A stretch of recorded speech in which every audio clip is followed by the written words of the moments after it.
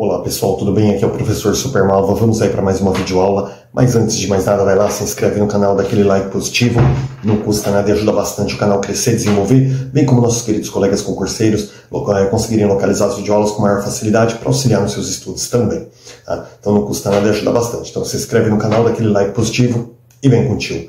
Tô meio enferrujado aqui pessoal, tô uns 3 dias já aí, uns 2 dias pelo menos, sem fazer videoaula, mas vamos lá. Sempre agora nas madrugadas, né? Tá muito difícil gravar aula de dia, então eu venho aqui pra cozinha, lacro tudo. Não posso falar muito alto porque a família tá dormindo, são 3h40 da manhã, 3h37 da manhã. Mas vamos lá, né? Porque o concurso tá chegando aí, a gente tem que estar preparado.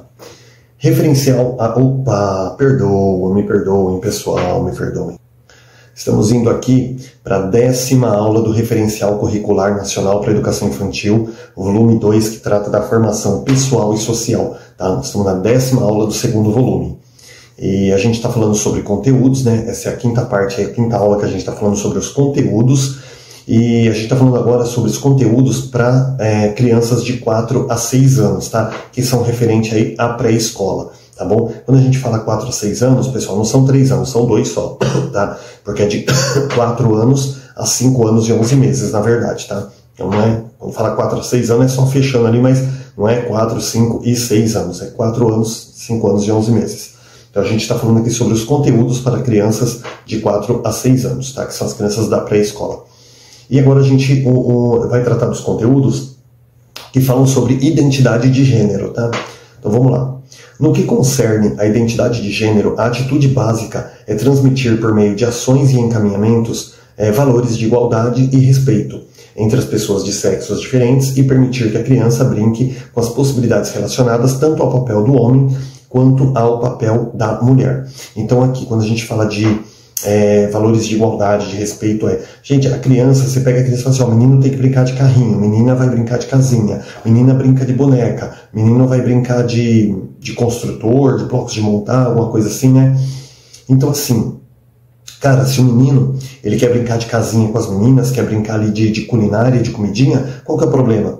Tá? Porque vai ser uma criança, pelo contrário, isso vai até facilitar, vai ajudá-lo, porque quando ele casar, quando ele crescer e casar, ele vai ser um marido que ajuda a esposa, ele não vai ser um homem que a mamãe fez tudo para ele ali, que ele não sabe fazer nada, e quando a esposa tiver chegar do trabalho cansada também, ele vai falar assim, ó, você é a mulher, você tem que cozinhar, você tem que lavar roupa, você tem que limpar a casa, né, no final de semana, e a mulher fala, poxa, mas eu também saio para trabalhar, então, mas você é a mulher. Não pode, né? Ele vai crescer um homem ali com responsabilidade, sabendo ali que nós temos direitos iguais.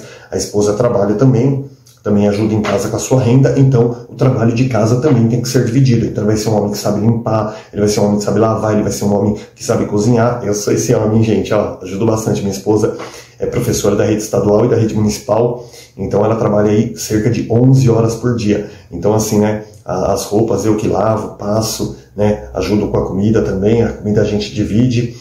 A casa, né, a gente divide a limpeza também, porque assim, gente, se eu for chegar e falar assim, não, eu sou o homem, então tá bom, ó, minha esposa fala, então tá bom, vai lá, vai trabalhar 3 períodos, que aí eu fico em casa e cuido da casa, vai ficar ruim, né? Então, hoje, gente, tem que parar com essa coisa. Então, isso começa já na brincadeira, nas atividades infantis. Quando você fala assim, as meninas vão pintar a casinha e os meninos vão pintar o carrinho, não.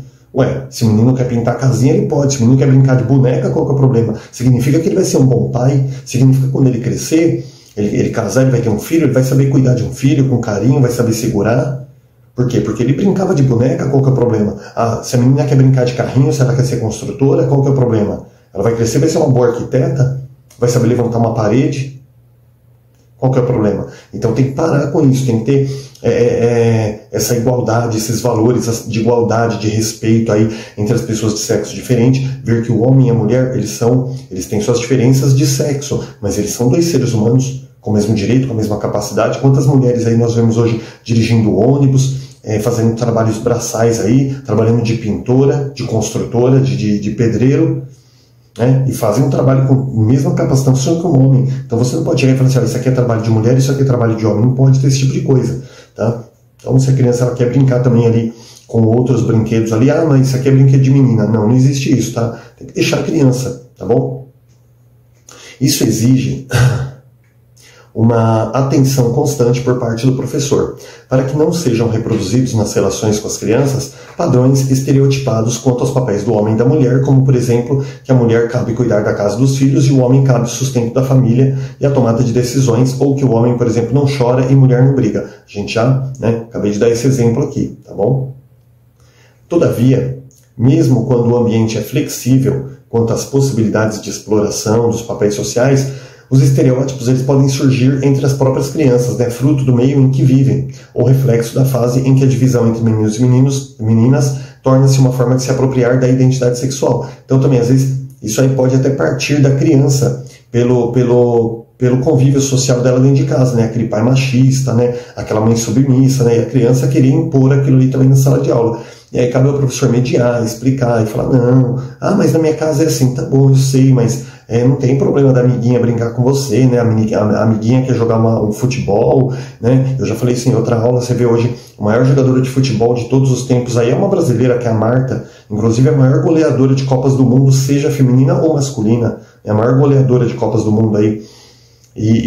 Então assim, se ela nunca tivesse jogado bola quando criança, então entra essa questão também, tá? Às vezes a criança mesmo ela pode criar esses estereótipos aí mediante a situação que ela vive em casa. Cabe ao professor mediar, explicar que não tem problema também, tá? Que é importante aí ter essa mesclagem aí nas brincadeiras. A observação e sensibilidade do professor são ingredientes fundamentais para identificar as diferentes situações e ter clareza quanto aos encaminhamentos a serem dados, tá? Então aí, professor, eu expliquei isso aqui já também, O professor tem que ter uma sensibilidade para estar explicando para as crianças ali, tá? Porque que menina pode brincar de qualquer coisa e os meninos também. Eu acabei de explicar isso, tá, pessoal? O trabalho com a identidade representa mais um importante espaço para a integração entre a família e a instituição, tá? Então você trabalha essa questão da identidade da criança, da identidade cultural ali da família, É mais um importante espaço aí da integração com a família e a instituição, porque a instituição também tem que criar espaços para a família, mostrar as coisas, porque às vezes você trabalha com uma família ali que ela não ajuda em casa, A criança ela aprende coisas bacanas na escola, chega em casa lá, o pai e a mãe falam, não, mas não é assim, não sei o quê. Então muitas vezes aí a escola tem que chamar a família, conversar, olha, a gente está trabalhando isso por esse motivo, porque às vezes entra até aquela questão da família, fala assim, manda o seu professor vir aqui cuidar de você então, porque o pai e a mãe está fazendo errado alguma coisa, e ele acha assim, com o professor orientou a criança fala, meu professor falou que não pode fazer assim. Aí o pai e a mãe ficam bravos ainda. Então a instituição chamando, mostrando por que aquele caminho é errado, condiz para uma direção errada, por que a outra atitude seria melhor. O pai e a mãe entendendo, eles vão auxiliar o professor também. Uma vez que o pai e a mãe não entendem, ele vai até brigar, vai falar assim, não, que nem, por exemplo, quando surgiu essa questão lá nos anos 90, que não pode ter nenhuma forma de punição física, que não pode bater na criança, não pode aquela coisa e tal. E aí muitos pais ficaram bravos, Falaram, manda seu professor vir aqui então colocar comida na tua boca, manda seu professor vir te sustentar, eu que sou teu pai, não sei o quê. Mas se tivesse essa integração da família com a escola teria explicado, olha, quantas crianças, gente, isso aí, perguntem para os seus pais, para os seus avós, como que era antigamente. As famílias tinham lá 10, 11, 12 filhos, morria 2, 3, parecia pintinho, sabe, com galinha assim, sabe, que ninhada de gato, sabe, que a gatinha teve 8 gatinhos, morreu 2. E, era igual, porque muitas vezes tinha aquela questão de doença mesmo, que não tinha a cura tão fácil assim, mas também tinha questões aí, por exemplo, a minha avó paterna, ela teve um irmão, que o pai dela, o avô da minha avó, a minha avó paterna, o avô dela matou um filho, que era um dos tios dela lá, quando era criança ainda, claro, minha avó não era nem nascida. Quando eu era criança, ela soube que ela perdeu um tio, por quê? Porque o pai estava discutindo, o avô dela estava discutindo com o vizinho, alguma coisa assim, e o filho falou, não, pai, mas ele tem razão, não sei o quê. O pai foi lá e meteu a mão na boca do moleque. Quando a discussão acabou, ele deu uma surra com cajado na criança. E ali ele acabou, a criança desfaleceu ali, ele foi lá, levou para a mulher, e morando na roça, falou, dá um banho de salmoura nele, alguma coisa assim. Foi mais ou menos assim que a minha avó contou.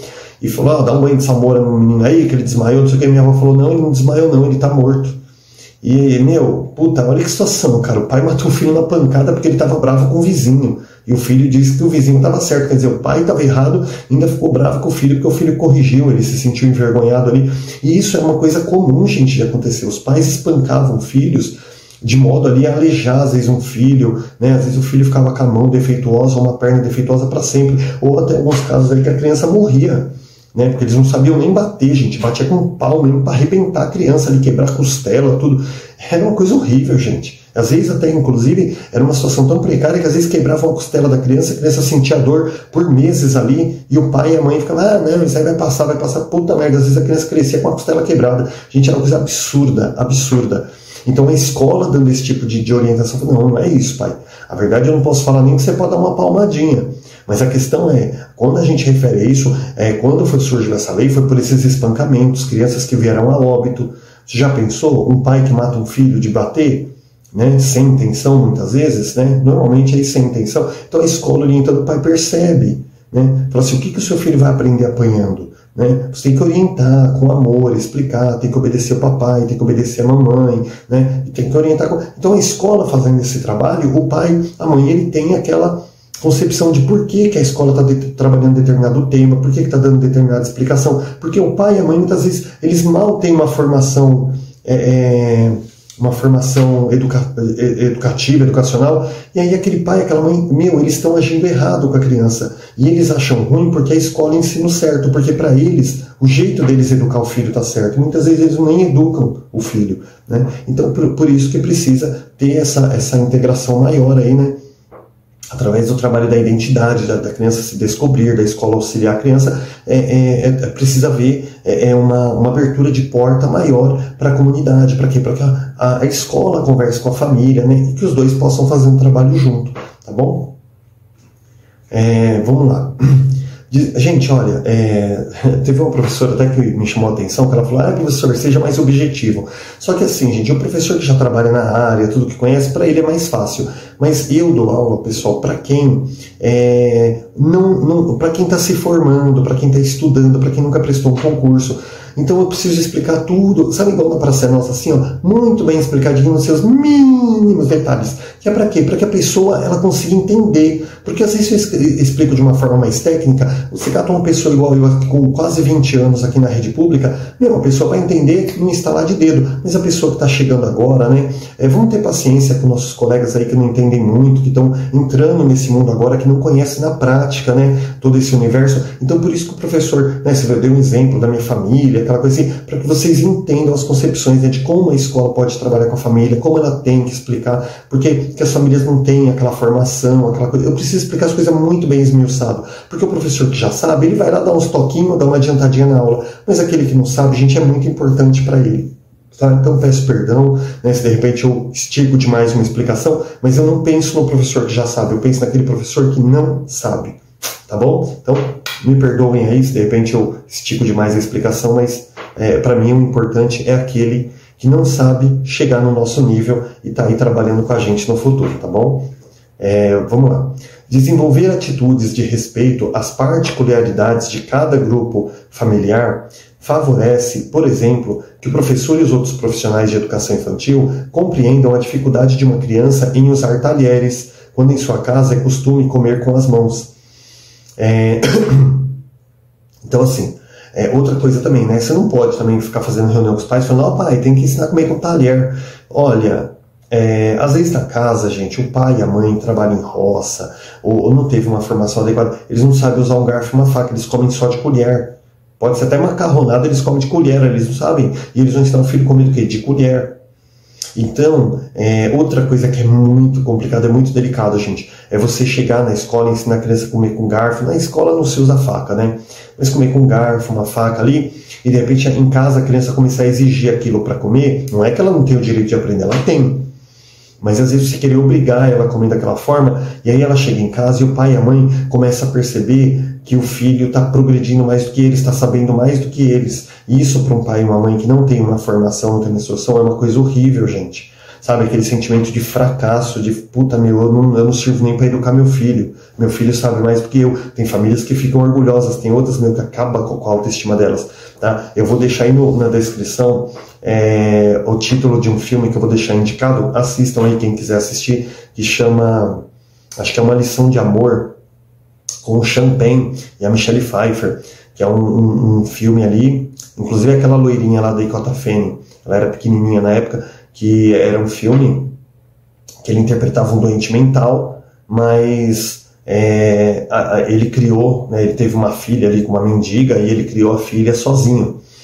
E aí aquela menininha, quando ela estava com 7 anos, ela começou a ficar mais inteligente que o pai, porque ele tinha problema mental. E o governo queria tirar a tutela dele, porque falou assim, não, ele não tem condições de criar a filha está ficando mais inteligente que ele. Então ele não tem condições de cuidar dessa menina, e essa menina não vai poder cuidar dele. E aí o filme gira em torno desse tipo de situação, né?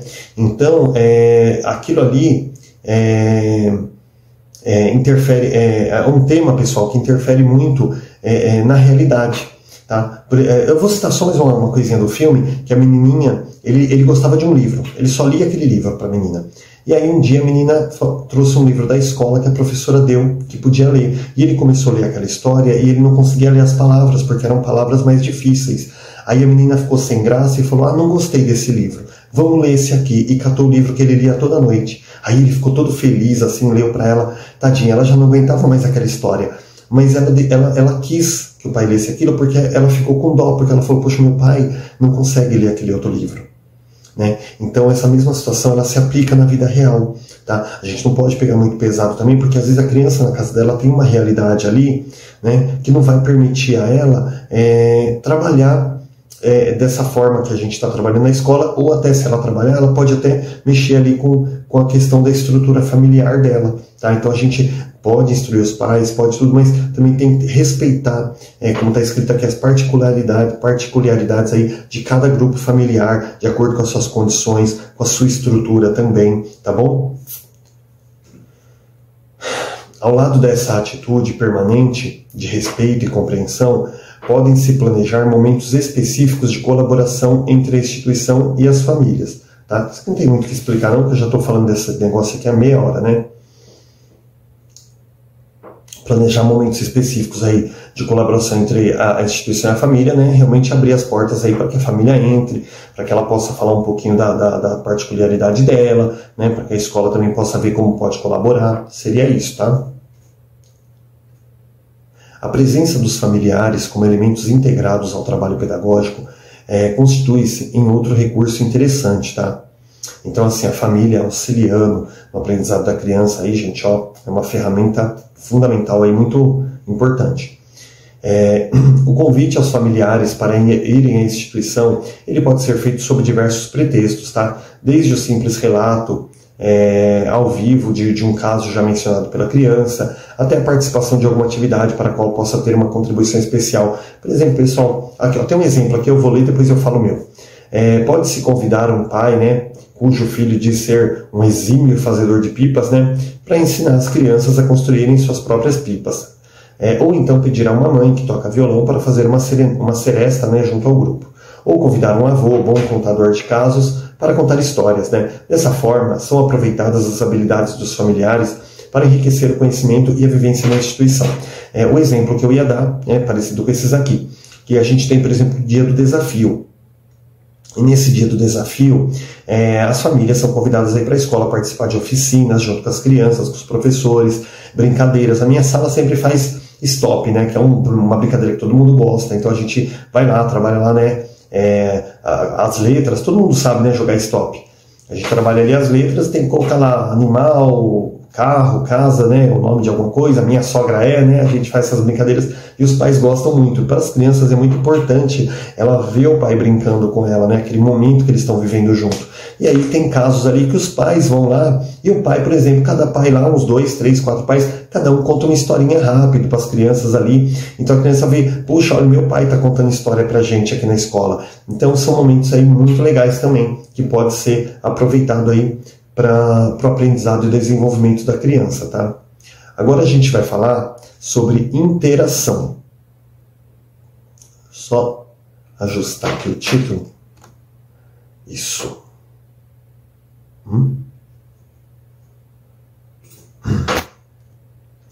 O domínio da fala diversifica...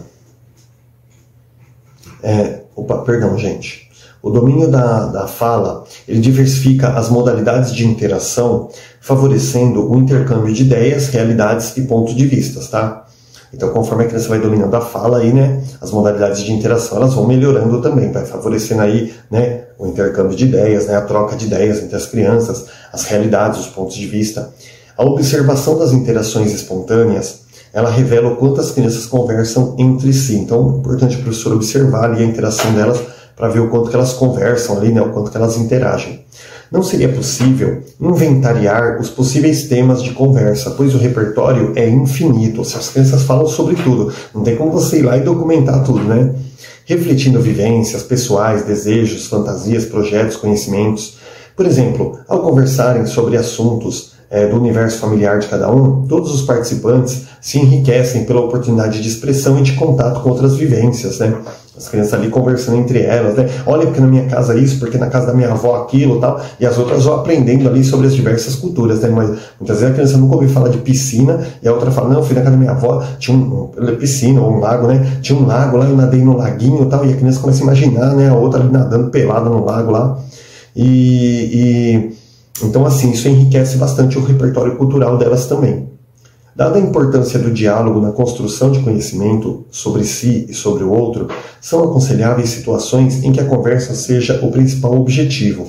Então, assim, como é muito importante o diálogo, né, pessoal, na construção do conhecimento próprio e do conhecimento em relação ao outro, são aconselháveis situações ali em que o foco principal seja a conversa e não sobre o que é a conversa, né? Então, tipo assim, o mais importante não é o tema, não é aquilo que eles estão conversando, mas o fato de estarem conversando, tá? Vou contar um segredinho para vocês aqui, ó. Essa noite, eu moro num condomínio fechado, e aí os dois vizinhos aqui do meu lado, né?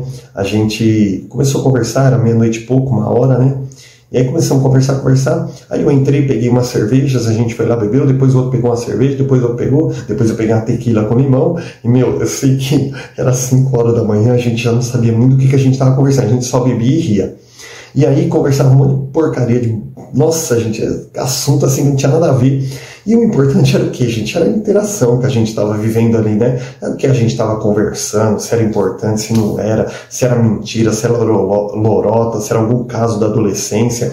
O importante era aquela interação que a gente estava vivendo ali, né? Eu sei que não é um exemplo pedagógico para eu dar, mas era uma interação que a gente estava fazendo, né? E depois cada um... A sorte é que a gente estava na porta das nossas casas, né? Senão a gente não conseguia nem chegar em casa depois. Mas, gente, o importante foi isso. Ah, e se vocês querem saber o final da história, não, eu não apanhei da esposa hoje não, viu? Não apanhei, não.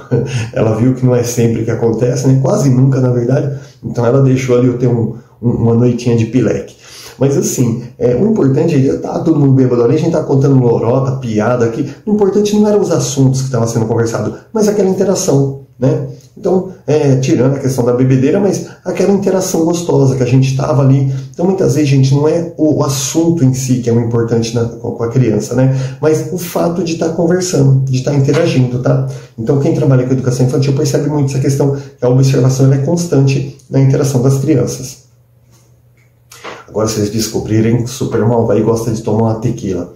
Mas, gente, é caso muito esporádico. Fala pra vocês, hoje eu acordei de ressaca, minha última ressaca foi há 11 anos atrás, tá? Com tequila também. Então, assim, eu não sou de beber, não. É que essa noite foi especial.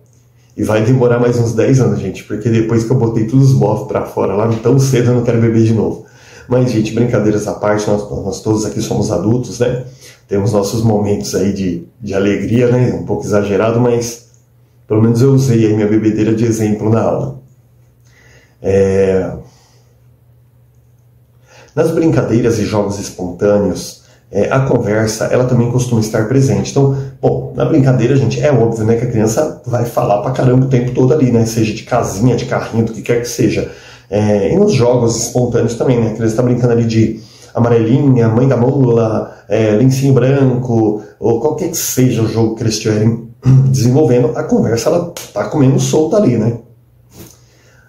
Ao lado desses momentos, é recomendável que o professor acolha as conversas também durante as atividades mais sistematizadas, tal como a realização de uma colagem, um desenho, uma redação, um texto, uma leitura de um livro.